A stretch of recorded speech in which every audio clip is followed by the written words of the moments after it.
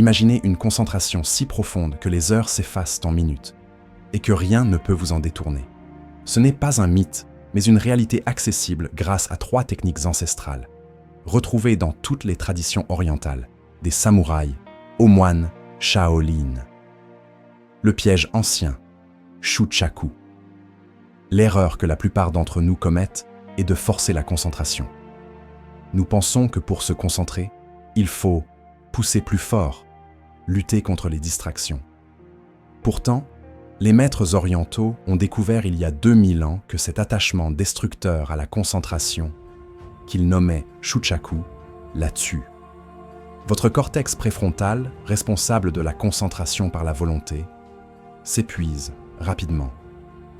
La concentration ne s'estompe pas, elle s'effondre.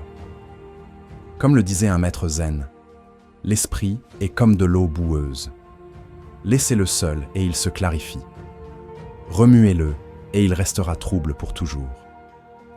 Le problème n'est pas la boue, mais le fait de remuer. La guerre contre la distraction se gagne en ne la combattant pas. Pensez au sable mouvant. Plus vous vous débattez, plus vous vous enfoncez. La concentration suit la même loi. La force crée la résistance. Mais alors, comment faire? Les maîtres ont trouvé 3 pratiques qui contournent complètement la force. 1. La première pratique, le point fixe, dana. Les anciens yogis enseignaient ceci. Fixez votre esprit sur un seul objet. Pas 10, pas 5, un seul. C'est votre ancre, votre base d'attache. Votre esprit est comme un singe qui saute de branche en branche. Vous ne pouvez pas l'empêcher de sauter, mais vous pouvez lui donner une branche vers laquelle revenir. Miyamoto Musashi, jamais vaincu en duel, fixait la pointe de son épée pendant des heures. Les moines bouddhistes comptent leur respiration, répètent des mantras ou fixent une flamme de bougie. Le principe est le même, un seul point, un engagement total. Chaque fois que votre esprit divague et que vous le ramenez à votre point choisi, vous construisez un muscle mental. Ce n'est pas ce sur quoi vous vous concentrez qui compte, mais la pratique du retour constant. Cependant, une concentration sur un point fixe, seul, peut devenir rigide, forte mais cassante. C'est pourquoi il faut la compléter. Deuxième pratique, le flux profond, Chanding. Il existe un dicton zen, soyez comme l'eau, présent partout, attaché nulle part. C'est la différence entre la concentration d'un amateur et celle d'un maître. L'une est rigide, l'autre coule. Pensez à la dernière fois où vous avez été absorbé par une tâche, au point que le temps a disparu. Vous n'étiez pas en train de forcer la concentration, vous étiez en état de flux.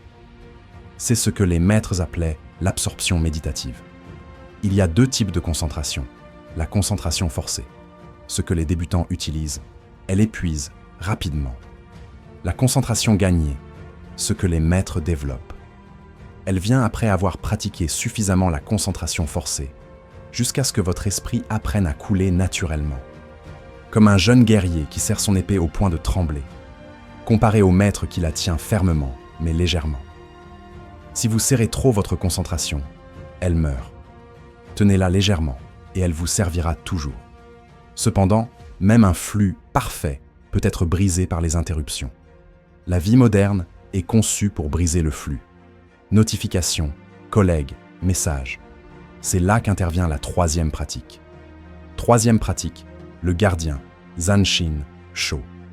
Les samouraïs ont développé le Zanshin, esprit vigilant, la partie de la conscience qui reste alerte même en pleine concentration. Cette pratique transforme l'interruption d'un désastre en un entraînement. Voici comment cela fonctionne, en 3 étapes, qui deviennent un réflexe. Remarquez, dès que vous réalisez que votre esprit a dérivé, ce n'est pas un échec, c'est le système qui fonctionne. Relâchez, pas de drame, pas d'autocritique. Relâchez, simplement, comme on lâche un charbon ardent. Retournez, revenez à votre point d'ancrage. Pratique 1. Ou à votre état de flux. Pratique 2.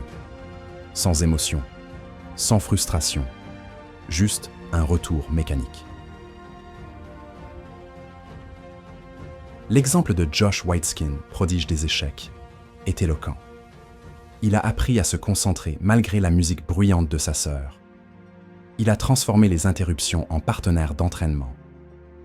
Chaque fois que la musique le déconcentrait, il pratiquait le remarquer, relâcher, retourner. Jusqu'à ce qu'un jour, il ne l'entende plus. Le chaos forge une concentration incassable. Votre concentration devient comme une falaise. Les vagues d'interruptions s'écrasent et se retirent.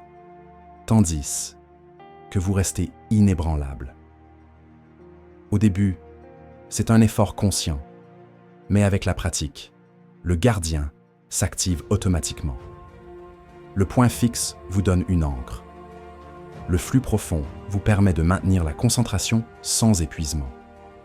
Le gardien vous ramène instantanément lorsque vous divaguez. Ces trois éléments ne sont pas séparés, mais les composantes d'un système extraordinaire. Le point fixe seul est rigide. Ajoutez le flux, il devient flexible. Ajoutez le gardien, et il devient inarrêtable. Votre concentration devient une épée, point fixe, la manière de la manier, flux, et une conscience vigilante qui ne faiblit jamais. Gardien. Ensemble, ils sont invincibles. Une fois que vous développez ce niveau de concentration, revenir à une pensée dispersée vous semblera une torture. Votre cerveau s'adapte à la clarté et le chaos devient physiquement inconfortable. Vous êtes prévenu.